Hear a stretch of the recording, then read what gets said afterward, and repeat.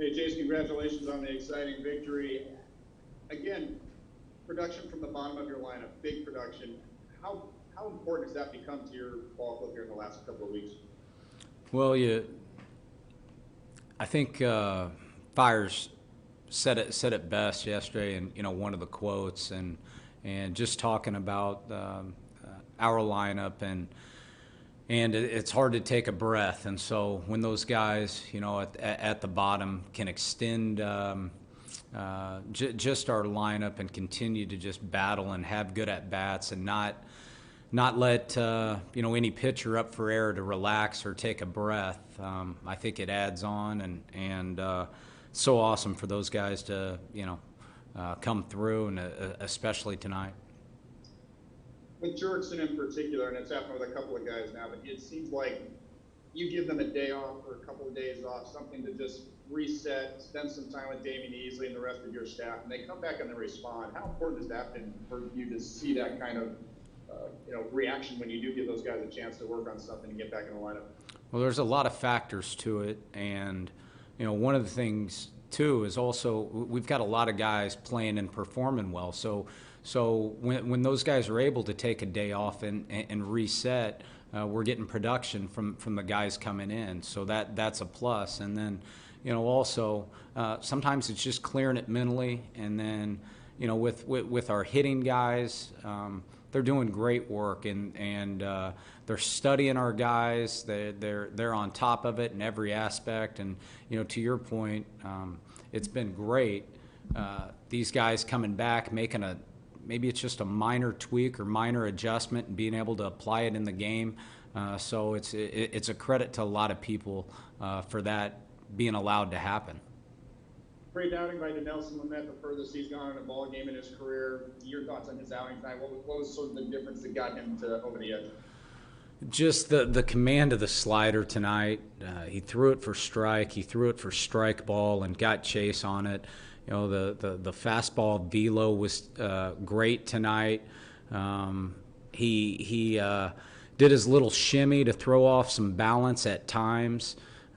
He's such a tough matchup when he has that just electric stuff. And tonight, I think he hit triple digits a couple times, and he was adding in some traction. He mixed in a changeup early in the game, and so he just had it working. And he's so big and strong and physical, and he just never let up. And it was great. Can you give us an update on Eric Hosmer?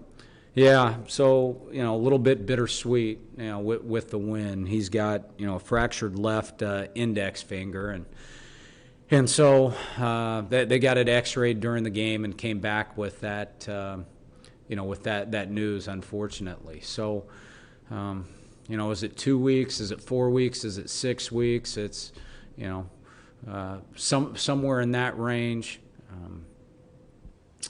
I think we're hopeful, and knowing Haas and knowing he's a tough guy, and knowing his pain tolerance. So obviously we got to wait a couple days and see how this heals up, and wait a week or 10 days and see how it heals up, and with some good luck and some good fortune, it heals up, and at that point it'll be up to pain tolerance. And if we can get it to that point, I feel very confident betting on the man.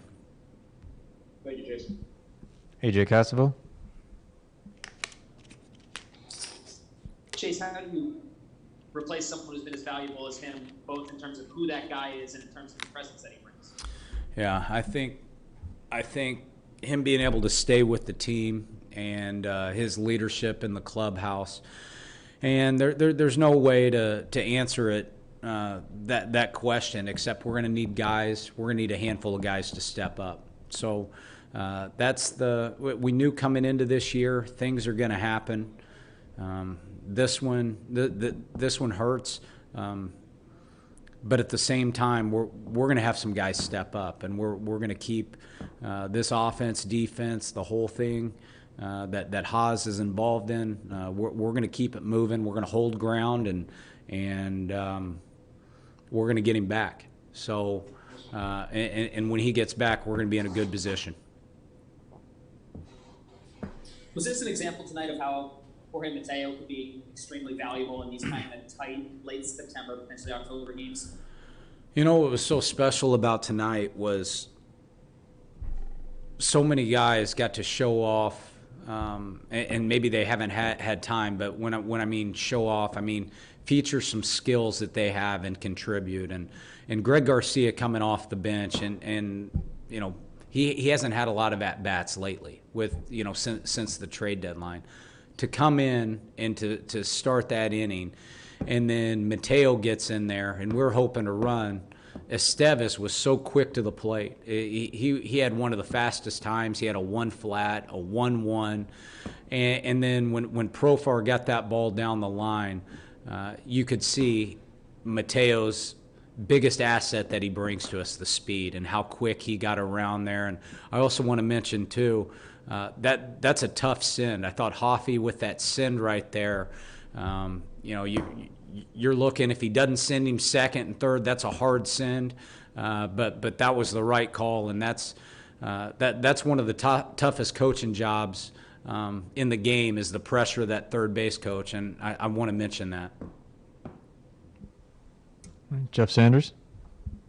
Hey, Jayce, it seems like you would have a ready-made option to replace Hosmer, you know, in Moreland. How do you get him going? He has not looked comfortable. Yeah, I feel confident. Mitch is going to get going. He's going to grind. He's going to work. He's been in a good place all year, and so, you know, these things happen.